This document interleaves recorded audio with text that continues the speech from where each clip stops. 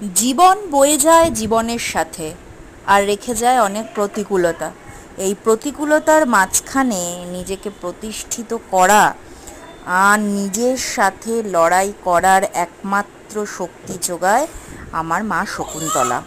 আমি অনেক দিন ধরে, যখন ছোট ছিলাম, ক্লাস 6-এ বাবা প্রথম সাইকেল কিনে দেয়।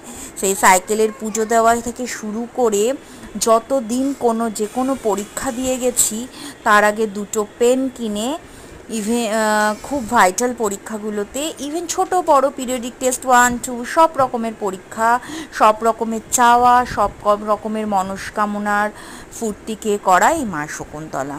তাই আজ যখন মন অশান্ত, ওনাকে ছাড়া তো আমার গতি নেই।